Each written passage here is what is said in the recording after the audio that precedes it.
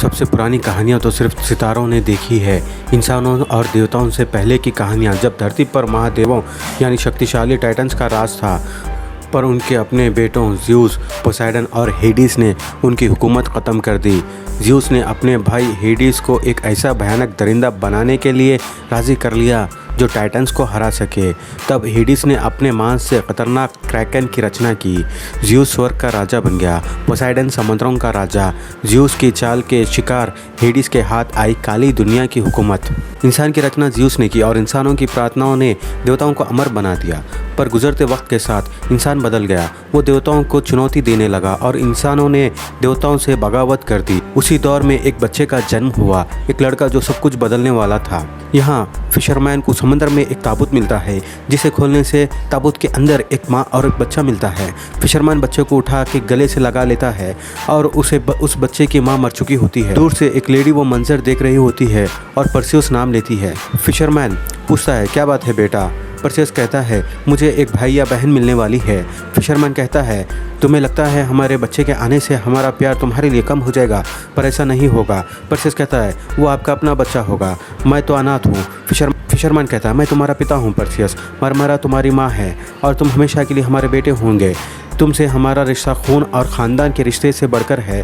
तुम्हारे लिए हमारा प्यार राजा की राज और देवताओं की भक्ति से भी बढ़कर है। मैं देवताओं की चाल नहीं जानता, पर तुम्हारे बचने के पीछे कोई ना कोई वजह ज़रूर है और एक दिन वही वजह तुमको यहाँ से बहुत दूर ले जाएगी, पर आज की रात नहीं। यहाँ 12 साल बाद बोर्ड में परसियस को बतलाता है। यहाँ परसियस और फिशरमैन मछली का जाल खींचते हैं। परसियस कहता है, आप बूढ़े हो गए हैं बाबा। ये कहकर जाल की रस्सी खींचता है, पर एक भी मछली जाल में नहीं फंसती। फिशरमैन देवताओं पर भड़कता है और उसकी बीवी मरमरा समझाती है। फिशरमैन कहता है, मैं मछुआरा हूँ, परसियस मछुआरा है, हमसे ये आसरा भी छीन लिया। एक दिन किसी को उनके खिलाफ खड़ा होना होगा, एक दिन किसी को कहना होगा बस। सिपाही ज़्यूस की मूर्ति गिराते हैं और कहते हैं, राजा के हुक्म से। नीचे समंदर में परसियस की बोट होती है। परसियस पूछता है, कौन है ये लोग? फिशरमैन कहता है, आर्गस के सिपाही है। मरमरा बोलती है, ये क्या कर दिया इन्होंने? फिशरमैन कहता है, जंग का ऐलान किया, वो भी देवताओं से। समुद्र में से हेडिस निकलता है और सब सिपाहियों को मार देता है और फिर परसियस की बोट पर अटैक करता है, जिससे परसियस के माता पिता और बहन मर जाते हैं। स्वर्ग में एक शख्स कहता है, ज़्यूस आप ये सब फ़ौरन बंद करवाइए। मंदिरों पर हमले हुए और आज उन्होंने ज़्यूस की मूर्ति खंडित कर दी। स्वर्ग में एक वुमेन कहती है, हम उन्हें समझा भी तो सकते हैं, हाँ हम उनसे बात कर सकते हैं। ज़्यूस कहता है नहीं और कहता है, मैंने उन्हें बनाया और मेरे प्यार के बदले मुझसे ही बगावत कर रहे हैं, कोई समझाता नहीं होगा उनसे। हेडिस कहता है, आखिरकार आपको गुस्सा आया, कितना वक्त गुजर चुका है, कितना वक्त भाई, आपकी शक्ल देखे हुए। आपने इंसान को एक मकसद से बनाया, उनकी प्रार्थनाएं हम सबको अमर बना देगी, लेकिन आप उन्हें ज़्यादा प्यार कर बैठे, वो सिर पर चढ़ गए। अब मुझे काली दुनिया से यहाँ आना पड़ा है क्योंकि हम सब खतरे में हैं। ज़्यूस पूछता है, तुम क्या चाहते हो भाई? हेडिस कहता है, उनसे मुझे लिपटने दो, वो फिर प्रार्थना करेंगे, डर से कांपते हुए तुम्हारे सामने गिड़गिड़ाएंगे और हम फिर शक्तिशाली बन जाएंगे। आप कहते हैं कि प्यार हमारी शक्ति है, पर उनके प्यार पर आप जिंदा है, मैं तो सिर्फ जीता हूँ उनके डर और तकलीफ़ों पर। ज़्यूस हेडिस से कहता है, जाओ जो चाहे वो करो, उन्हें इस गुस्ताखी की सज़ा मिलनी चाहिए। हमें उनको याद दिलाना पड़ेगा कि वो हमारे मोहताज है। उन्हें सबक सिखाओ भाई, उन्हें एक दूसरे से लड़ाओ ताकि वो हमारी शरण में आ जाए। यहाँ सिपाही परसियस को गिरफ्तार करके आर्गस को ले आते हैं और शहंशाह कैपेसियस के दरबार में पेश करते हैं। शहंशाह कैपेसियस कहता है, हमारे बहादुरों सिपाहियों, हमारे वीरों, जिन्होंने ज़्यूस के मुंह पर कसकर थप्पड़ मारा है, मंदिर जल रहे हैं, मूर्तियाँ गिराई जा रही है, वो हमारी प्रार्थनाओं के लिए तरस गए। आज शाम एक लंबी जद्दोजहद के बाद सूरज हम इंसानों के लिए नहीं डूबेगा, आज देवताओं का सूरज डूबेगा। एक नया युग शुरू हो रहा है, एक युग इंसानों का। शहजादी एंड्रोमेडा कहती है, ने देखा शहर में क्या हो रहा है, कभी देखने की तकलीफ की? रानी कहती है, हमारा काम है हौसला बढ़ाना। एंड्रोमेडा कहती है, हमारे सैकड़ों लोगों ने जाने गंवाई और फिर भी हम यहाँ जश्न मना रहे हैं। आप देवताओं को भड़का रहे हैं और समझ रहे हैं वो चुपचाप बैठे रहेंगे। रानी कहती है, तुम क्या चाहती हो, हम उनसे डर जाए, डर से कांपते हुए उनके सामने झुक जाए, गिर जाए? देवताओं को हमारी ज़रूरत है, उन्हें हमारी प्रार्थनाएं चाहिए, हमें उनकी ज़रूरत नहीं है। देखिए मेरी बेटी को, इसकी सुंदरता किसी भी देवी से कम नहीं है, पूरे यूनान की औरतों से खूबसूरत, इसीलिए देवलोक वाले इसे जलते हैं। अब हम सभी देवता है। तभी हेडिस हमला कर देता है और कहता है, तुम हमारे नाखून के मैल के बराबर भी नहीं हो, तुम्हारी हर सांस देवताओं से मिली हुई भीख है, लेकिन तुम देवताओं का हद से ज़्यादा अपमान किया है। रानी पूछती है, कौन हो तुम? हेडिस कहता है, मैं हेडिस हूँ। ये कह के सब कुछ झुका देता है। हेडिस रानी से कहता है तुम खूबसूरत को क्या जानो, मौत से ज्यादा खूबसूरत क्या है, उसे नजर मिलाओ महारानी। ये कह के रानी को बूढ़ी बना देता है और कहता है 10 दिन बाद जब सूरज को ग्रहण लगेगा मैं क्रैकन का कहर भेजूंगा, अर्गस का नाम और निशान मिट जाएगा और उसके साथ तुम्हारा भी, वरना जिस शहजादी की तुलना देवताओं से की थी उसकी बलि चढ़ाओ। सिर्फ इसी का खून ही रोक सकता है क्रैकन और ज़्यूस को जिसका तुमने अपमान किया। अपनी सजा चुनो अर्गस के वासियों, तबाही या बलिदान, ये ज़्यूस का फैसला है। परसेउस को देखते हुए कहता है तुम्हारे अपने पिता का फैसला है। ये कहकर चला जाता है। ड्रैको नामक सिपाही परसेउस को मारता है और पूछता है देवताओं ने तुम्हें क्या मकसद से यहाँ भेजा, बोल। परसेउस कहता है मैं देवमानव नहीं हूँ। यहाँ राजा आता है, ड्रैको को रोकता है और कहता है छोड़ दो उसे, और परसेउस से पूछता है क्या ये सच है, अगर तुम ज़्यूस के बेटे हो तो तुम हमें बचा सकते हो, तुम्हें हमें बचाना ही होगा। परसेउस कहता है मैं इंसान हूँ, आप लोगों को नहीं बचा सकता। परसेउस कहता है मेरे बाबा को देवता ने मारा, मेरी माँ बहन मेरे सारे अपनों को देवता ने मार दिया, मैं मछुआरा हूँ, तलवारबाज नहीं। कैद में परसेउस से मिलने कोई आती है और कहती है मेरा नाम आईओ है। परसेउस पूछता है तुम मुझे कैसे जानती हो। आईओ कहती है बचपन से तुम्हारी निगरानी कर रही हूँ, मैंने ही तुम्हें मछुआरों तक पहुँचाया। परसेउस पूछता है क्या तुम देवी हो। आईओ कहती है कुछ देवता है और कुछ इंसान और कुछ हम लोग जो दोनों के बीच है। बहुत वर्षों पहले मैंने एक देवता को ठुकराया, इसीलिए मुझे अंतहीन उम्र का श्राप मिला। परसेउस कहता है ये तो कोई श्राप नहीं हुआ। आयो कहती है मैं बरसों से अपनों को मरते देख रही हूँ, तुम खुद भी तो ये दर्द सह चुके हो। परसेउस पूछता है क्या ये सच है कि मैं ज़्यूस का बेटा हूँ। आयो कहती है हाँ, बहुत लंबे समय से इंसान देवताओं के लिए खिलौने रहे हैं। फिर एक दिन एक आदमी ने बगावत की, राजा एक्रिसियस ने ओलंपस पर्वत घेर लिया और देवताओं का जुल्म सहने से इनकार कर दिया। कहते हैं कि दूसरे देवता राजा एक्रिसियस और उसकी फौज को मिटा देना चाहते थे, पर ज़्यूस को इंसानों से प्यार था। उसने एक्रिसियस को सबक सिखाने का फैसला किया। ज़्यूस ने राजा एक्रिसियस का रूप धारण किया और महल में वहाँ पहुँच गया जहाँ रानी सो रही थी। एक्रिसियस ये देख गुस्से से पागल हो उठा। उसने अपनी रानी के और ज़्यूस से पैदा हुए बेटे के कत्ल का हुक्म दे दिया और ज़्यूस से कहता है तो सुन ले ज़्यूस, तुझे ना ही ये नाजायज शरीर मिलेगा और ना ही ये नाजायज बच्चा। ज़्यूस राजा पे बिजली गिरा देता है। राजा एक्रिसियस ताबूत को समंदर में फेंक देता है। रानी और उसके बच्चे को समुद्र में फेंकवा दिया गया। तुम्हारी माँ मर गई पर तुम आधे मानव आधे देवता तुम बच गए। मैं उसी दिन से तुम्हारी निगरानी कर रही हूँ, उस दिन के इंतज़ार में जब तुम देवताओं के जुल्म को ख़त्म कर दोगे। तुम क्रैकन को मारने पैदा हुए हो। परसेउस कहता है पता नहीं मैं क्यों पैदा हुआ या मैं क्या हूँ, पर मेरा लक्ष्य क्रैकन को मारना नहीं है, हेडिस को मारना है। आयो कहती है अगर क्रैकन मर गया तो हेडिस इतना कमज़ोर हो जाएगा कि तुम उस पर घातक हमला कर सकोगे, सिर्फ इसी तरह तुम उसे बदला ले सकोगे। परसेउस कहता है तो उनसे कहो मुझे छोड़ दे। आयो कहती है क्रैकन को कैसे मार सकते हैं ये सिर्फ स्टेजियन के डायने जानती है। ड्रैको कहता है वो डायने इतनी दूर है कि फौज उन तक नहीं पहुंच पाएगी, वहाँ इंसान नहीं पहुंच सकता। आयो कहती है लेकिन देवमानव। ड्रैको कहता है अपनी हद में रहो। ड्रैको कहता है ये सूरवीर रक्षक है परसेउस, ये हमारे साथ चलेंगे। तुम जानते हो क्रैकन क्या है? क्रैकन हम सब की मौत है, एक लंबा चौड़ा खतरनाक दरिंदा, ना सोचता है ना समझता है, देवताओं तक उससे डरते हैं और तुम उसको मारने निकले हो। परसेउस कहता है मत चलो, मुझे तुम्हारी मदद नहीं चाहिए। ड्रैको कहता है हाँ क्यों होगी, तुम तो ज़्यूस के बेटे हो, पर क्या करे राजा का हुक्म है। हेडिस राजा एक्रिसियस के पास आता है और कहता है राजा एक्रिसियस। एक्रिसियस कहता है एक्रिसियस मर चुका है, मैं कैलिबस हूँ।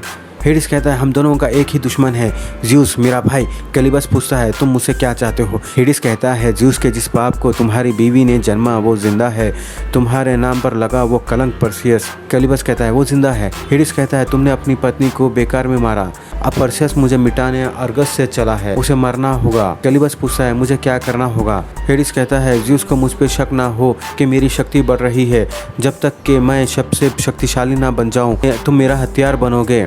और ये कहकर कैलिबस को कुछ शक्तियाँ देता है और कहता है इस्तेमाल करो मेरी इस शक्ति का, तुम परसेउस को मेरे लिए मारो और मैं तुम्हारे लिए ज़्यूस को मिटा दूंगा।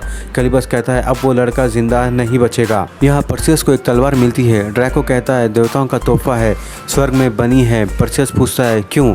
ड्रैको कहता है बस कबूल करो। परसेउस कहता है क्रैकन के लिए मैं काफ़ी हूँ, इसे आप रख लो।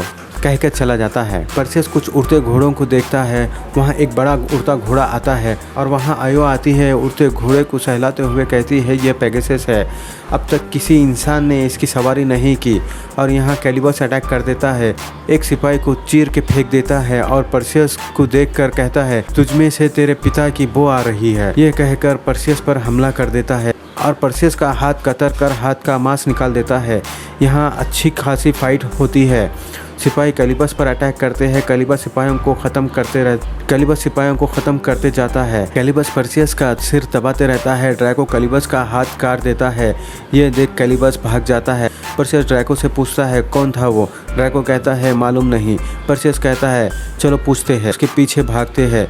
सिपाही भी उसके पीछे भागते हैं। कैलिबस का कटा हुआ हाथ बिच्छू में बदल जाता है और कैलिबस भागते हुए खुली जगह पहुंचता है। यहाँ कैलिबस के कटे हुए हाथ से खून ज़मीन पर गिरता है और वहाँ से बड़े बिच्छू निकल आते हैं। ये देख कैलिबस भाग जाता है। परसेस और सिपाहियों पर बिच्छू अटैक करते हैं। परसेस बिच्छू को चीर देता है। यहाँ और भी बड़े बिच्छू आते हैं और वो लोग लड़ने के लिए तैयार होते हैं, लेकिन यहाँ जिन आते हैं। परसेस और सिपाहियों को उन बिच्छुओं से बचाते हैं। एक सिपाही कहता है ये जिनों का इलाका है, ये हमारे दुश्मन हैं, इन्हें सब कुछ आता है, जादू मारकाट। परसेस कहता है फिर तो ये हमारे दुश्मन नहीं है। ये कहकर जिन के पास जाने लगता है। उसके हाथ को जो कैलिबस ने काटा था उसका असर शुरू होता है। परसेस तड़प से तड़पता है। ये देख आयो परसेस के पास आती है और उसके हाथ को देखकर कहती है ये हेडिस का जहर है। ड्रैको परसेस से कहता है दुआ करो अपने पिता से, ज़्यूस से। पर परसेस कहता है नहीं। परसेस दर्द से तड़पते रहता है। जिन अपने जादुई लकड़ी से आंच निकालता है और उसके हाथ पे लगा देता है, जिससे परसेस चिल्लाता है। ड्रैको और सिपाहियों को लगता है कि वो हमला कर रहा है, जिससे वो लोग जिन पर अटैक करते हैं। जिन भी डिफेंस करता है। जिन अपनी भाषा में कुछ कहता है। ड्रैको पूछता ये क्या कह रहा है। आयो कहती है जिन उसका इंतज़ार कर रहे हैं जो इन्हें देवताओं से आज़ाद कराएगा, और ये कह रहा है ये इंसानों का दोस्त नहीं, पर एक साथ हो तो परसेस की मदद कर सकते हैं। परसेस का हाथ ठीक हो जाता है। यहाँ सवेरे ड्रैको परसेस से पूछता है क्या तुम ठीक हो। परसेस कहता है हाँ। ड्रैको परसेस को उठा के फेंक देता है और कहता है तुम्हारी ज़िद की वजह से मेरे सिपाही मर रहे हैं, जो तोहफे मिले उन्हें इस्तेमाल करो। परसेस कहता है वो तोहफे एक चाल है। ड्रैको कहता है जो कुछ भी हो इस्तेमाल करो। परसेस कहता है नहीं, मैं उनकी दी हुई कोई भी चीज़ इस्तेमाल नहीं करूँगा। ड्रैको कहता है और हम लोग सिर्फ मरते रहे। परसेस कहता है मैं उन जैसा नहीं बन सकता, अगर मैं लड़ूंगा तो इंसान बनकर। ड्रैको कहता है पर तुम सिर्फ इंसान नहीं हो। परसेस कहता है मैं यही मानता हूँ। ड्रैको कहता है इंसान क्रैकन को नहीं मार सकते। परसेस कहता है कौन कहता है, देवता। ड्रैको कहता है काश ये मेरे तोहफे होते, ज़रूरत पड़ जाए तो मेरे झोले से ले लेना। जिन बिच्छुओं की सवारी करते हुए आते हैं और परसेस और सिपाही बिच्छुओं पर सवार हो जाते हैं और वो सफ़र पर चल पड़ते हैं और वो लोग पहुंच जाते हैं। एक सिपाही पूछता है ये कौन सी जगह है। दूसरा कहता है स्टेजियन का बाग, यहीं पर क्रैकन ने टाइटन्स को हराया था। आयो परसेस को कहती है उनसे सिर्फ वही पूछना जो ज़रूरी है, उससे ज़्यादा कुछ नहीं। परसेस कहता है ठीक है। डायना के पास पहुंच जाते हैं। इन 3 डायनों के पास एक ही आंख होती है। परसेस कहता है हम इनसे लड़ने नहीं आए। डायना कहते हैं परसेस ज़्यूस का बेटा। परसेस पूछता है मेरे सवाल का जवाब कौन देगा। एक डायन कहती है इसे क्रैकन के बारे में जानना है, तुम उसे मारना चाहते हो। परसेस कहता है बिल्कुल ठीक। डायन कहती है बेमतलब सवाल, क्रैकन किसी हथियार से नहीं डरता। एक सिपाही कहता है इनकी कोई तो कमज़ोरी होगी। डायन कहती है मांस खिलाओ खबर ले जाओ, कह के उस सिपाही पे हमला कर देती है। एक डायन दूसरी डायन को आंख फेंकती है पर परसेस पकड़ लेता है। परसेस कहता है छोड़ दो उसे वरना मैं ये आंख नीचे फेंक दूंगा। तो एक डायन कहती है हम आंख के बगैर जवाब नहीं देख सकते। परसेस फिर पूछता है अब सवाल का जवाब दो, क्रैकन को कैसे मारे। एक डायन कहती है एक तरीका है पर तुम्हारे लिए नामुमकिन। फिर परसेस धमकाता है तो दूसरी डायन कहती है मेड्यूसा। उसके देखते ही हर जानदार चीज़ पत्थर बन जाती है। उसका कैद खाना स्टिक्स नदी के पार है, काली दुनिया के किनारे पर। ड्रैको कहता है मेड्यूसा को क्रैकन के सामने नहीं ले जा सकते, उसे काबू में करना मुश्किल है। परसेस कहता है फिर उसका सिर काट लेंगे। डायने कहती हैं आंख दे दो। परसेस आंख को फेंक देता है और वो डायने आंख उठा लेते हैं और कहते हैं हाँ और एक बात बताऊं। परसेस पूछता है क्या। डायने कहते हैं तुम्हारा सफ़र वहीं ख़त्म होगा, आगे में लिखा है तुम मरेगा ज़्यूस के बेटे। भाई कहता है ये झूठ है, चलो यहाँ से। डायने कहती है तकदीर बदल नहीं सकती। परसेस तू मरेगा। ज़्यूस आता है। परसेस पूछता है कौन हो तुम। ज़्यूस कहता है तुम मुझे बाबा कह के बुला सकते हो अगर तुम चाहो। परसियस कहता है मेरे बाबा मर चुके हैं, उन्हें एक देवता ने मारा था। ज़्यूस कहता है दुर्भाग्य से इंसानों की बगावत की कीमत उसे चुकानी पड़ी। परसियस कहता है मेरे परिवार को इंसानों ने नहीं, आपके भाई ने मारा। ज़्यूस कहता है डायनों की भविष्यवाणी सुनी ना, तुम क्रैकन को नहीं हरा सकोगे। हेडिस तो दूर की बात है, अगर तुम आगे बढ़ते रहोगे तो मर जाओगे और फिर भी अर्गस मिट जाएगा। परसियस कहता है इतना यकीन है तो यहाँ क्यों आए? ज़्यूस कहता है तुम्हें ज़िंदगी देने आया हूँ, तुम मेरा खून हो परसियस, इसलिए तुम देवता हो। वक्त आ गया है कि तुम स्वर्ग में देवता की तरह रहो। परसियस कहता है मैं देवता की तरह जीने के बदले इंसान की मौत पसंद करूंगा। ज़्यूस कहता है तुम नादान हो, सारे इंसानों की ज़िंदगी उन्हें मेरा दिया हुआ तोहफा है। परसियस कहता है आपने इंसानों को तो बनाया, पर हम जीते, हम लड़ते और हम मरते एक दूसरे के लिए, आपके लिए नहीं। और कहता है हेडिस से कहना मैं आ रहा हूँ। ज़्यूस कहता है ये मौका दोबारा नहीं दूंगा। परसियस कहता है अच्छी बात है, क्योंकि दोबारा इनकार करना मुझे पसंद नहीं।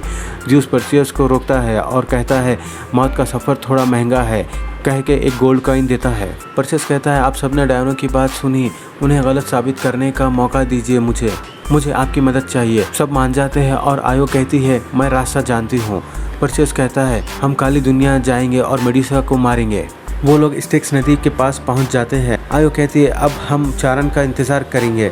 परसियस के हाथ से गोल्ड कॉइन लेकर जिन उस गोल्ड कॉइन को नदी में फेंकता है, जिससे चारण किश्ती ले आती है और यहाँ आयो मेडुसा के बारे में बोलती है। मेडुसा कभी बहुत सुंदर थी, इतनी सुंदर पोसाइडन का दिल उस पर आ गया। जब वो उसको हासिल करने गया, मेडुसा ये सोचकर देवी अथेना के मंदिर में भागी, देवी उसकी रक्षा करेगी, पर ऐसा नहीं हुआ। पोसाइडन ने उसकी इज्जत लूट ली। मेडुसा देवी से मदद मांगती रही, पर अथेना ने उसे घृणा के अलावा कुछ नहीं दिया। ऊपर से उन्होंने श्राप दिया कि कोई मेडुसा के पास ना जाए। उसके बदले रूप में जो जानदार उसे नजर मिलाएगा वो पत्थर बन जाएगा। आयो कहती है मैं अंदर नहीं चल सकती, क्योंकि श्राप देते समय अथेना ने मेडुसा को इतनी राहत जरूर दी कि वो किसी औरत को नुकसान ना पहुंचा सके। मंदिर में सिर्फ आदमी जा सकते हैं, हालांकि आज तक कोई लौट के नहीं आया। सब लोग मेडुसा के मंदिर पहुंच जाते हैं। परसियस कहता है मेरे जीवन में एक महान इंसान थे मेरे बाबा, और अब 4 लोग और हैं और एक औरत, और जिनको देखकर कहता है और तुम जो कुछ भी हो तुम भी। सब लोग मेडुसा के मंदिर के अंदर जाते हैं। मेडुसा तीर चलाती है, ड्रैको को लग जाती है। ड्रैको तीर को तोड़कर फिर लड़ने को तैयार हो जाता है और दो सिपाहियों को मेडुसा पत्थर का बना देती है। परसियस और जिन प्लान के हिसाब से काम करते हैं। परसियस कहता है मैं चारा बनूंगा, तुम हमला कर देना, पर जिन के हमले से मेडुसा बच जाती है, जिन को लपेट लेती है और जिन को पत्थर का बनाने की कोशिश करती है, लेकिन जिन पत्थर का नहीं होता बल्कि जिन अपने आप को ब्लास्ट कर देता है, जिससे मेडुसा थोड़ी कमज़ोर हो जाती है और ड्रैको नोकदार पत्थर मेडुसा के दुम पर ले कूदता। मेडुसा घायल हो जाती है और ड्रैको कहता है उनसे कहना मेडुसा को इंसानों ने मारा है, और मुस्कुराता है। मेडुसा ड्रैको को पत्थर का बना देती है। परसियस ढाल में से मेडुसा को देखकर मेडुसा का सिर काट देता है। मेडुसा का सर लिए मंदिर से बाहर निकलता है। कैलिबस आयो को पीछे से अटैक करके मार देता है और कहता है सिर्फ तुम और मैं, ज़्यूस के बेटे। परसियस और कैलिबस लड़ाई शुरू करते हैं। यहाँ परसियस अपने पिता की दी हुई तलवार उठाता है और कैलिबस पर बेइंतहा वार करके कैलिबस को मार देता है। कैलिबस मरते हुए कहता है परसियस तुम उन जैसे मत बनना। परसियस आयो के पास पहुंचता है। आयो कहती है वक्त नहीं है, ग्रहण शुरू हो चुका है, परसियस तुम जाओ वरना देर हो जाएगी। परसियस कहता है मैं कभी नहीं जाऊंगा। आयो कहती है मेरा भविष्य तय है, पर अर्गस का भविष्य अब भी तुम्हारे हाथ में है। परसियस कहता है सारी जिंदगी तुम मेरे साथ थी, मुझे कभी नहीं छोड़ा, मैं तुम्हें नहीं छोड़ सकता। आयो कहती है ये सफ़र तो तुम्हें अकेले ही तय करना होगा। परसियस तुम सिर्फ आधे मानव आधे देवता नहीं हो, दोनों में बेहतरीन हो, सब कुछ ठीक हो जाएगा। और आयो रोशनी बनकर आसमान में बिखर जाती है। उड़ता घोड़ा पेगासस आता है, जिस पे परसियस सवार होकर चला जाता है अर्गस की ओर। स्वर्ग में ज़्यूस के पास हेडिस आता है, कहता है इंसानों को सबक सिखाने का वक्त आ गया है, मेरा बच्चा हुक्म के इंतजार कर रहा है। ज़्यूस कहता है क्रैकन को आज़ाद कर दो। राज्य के अवाम महल पर हमला करके एंड्रोमेडा को बलि देने वाली जगह ले आते हैं। परसियस उड़ते घोड़े पे सवार अर्गस की तरफ बढ़ता हुआ। हेडिस कहता है अर्गस हार गया है, क्या आपकी शक्ति बढ़ गई है भाई? को लगा था क्रैकन उनसे प्रार्थना कराएगा, पर क्रैकन तो मेरा बच्चा है, वो मेरी शक्ति बढ़ाता है। ज़्यूस कहता है यहाँ मेरी हुकूमत चलती है, तुम सिर्फ मेरा हुक्म मानो। ये कह के आगे बढ़ता है। हेडिस काले जादू से ज़्यूस को रोकता है और कहता है, मैं सिर्फ मेरा हुक्म मानता हूँ। जब से आपने मुझे धोखा दिया, काली दुनिया में भेजकर मुझे नफरत में डुबो दिया और खुद यहाँ ऐश करते रहे। ज़्यूस कहता है, हमें इंसानों का प्यार चाहिए। हेडिस कहता है, नहीं, हमें नहीं, आपको। मैं जीता हूँ उनके डर पे। आपकी हुकूमत ख़त्म हुई भाई। आप देखना मेरा बच्चा उनकी आशाएं कैसे निकलता है और उसके बाद आप मेरा दर्द समझ सकोगे। ज़्यूस कहता है, आर्गस में अभी भी एक देव मानव है। हेडिस भाई कह के चला जाता है आर्गस की ओर। पर्सियस आर्गस पहुंच जाता है। हेडिस कुछ हिस्सों में बंटकर उसे रोकने के लिए पर्सियस के हाथ में से बैग जिसमें मेडुसा का कटा हुआ सिर है वो लेकर भागता है। पर्सियस घोड़े पे से छलांग मार के हेडिस के एक हिस्से को पकड़ कर नीचे गिराता है और वो बैग भी गिरता है। क्रैकन दहाड़ते हुए एंड्रोमेडा के पास बढ़ते रहता है, लेकिन पर्सियस बैग उठाए हुए भागकर मेडुसा का कटा हुआ सिर बैग में से निकाल कर क्रैकन के सामने ले आता है, जिसे देख क्रैकन पूरा पत्थर का हो जाता है और टूटकर बिखर जाता है। पर्सियस मेडुसा का सिर समंदर में फेंक देता है। एंड्रोमेडा पानी में गिर जाती है और यहाँ हेडिस आता है। पर्सियस अपनी तलवार निकालता है। हेडिस कहता है, मैं देवता हूँ, हमेशा जिंदा रहूंगा। पर्सियस कहता है, पर यहाँ नहीं।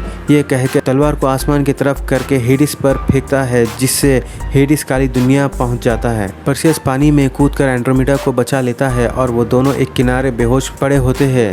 वो लोग होश में आकर खड़े होते हैं और एंड्रोमेडा सामने से आते हुए कश्तियाँ देखकर कहती है, आर्गस के सिपाही हमें लेने आ रहे हैं। पर्सियस कहता है, हमें नहीं, आपके लिए।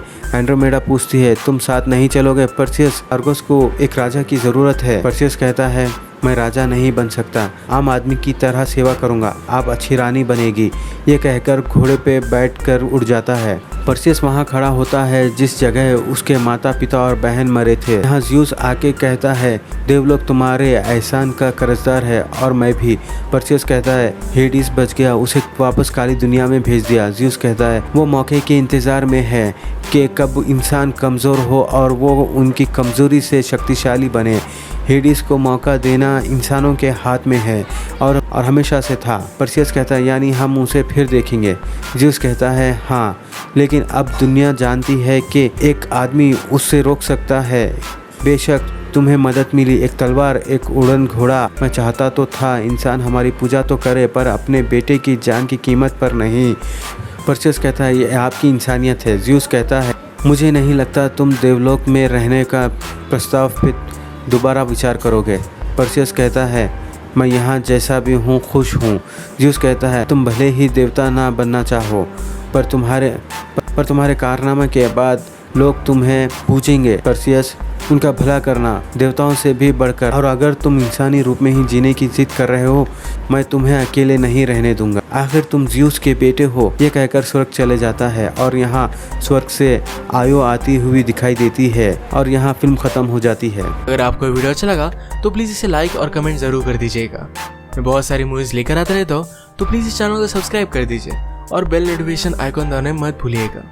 हम फिर से मिलेंगे और एक नई मूवी के साथ। तब तक के लिए थैंक यू और आप अपने आप का ख्याल रखिए।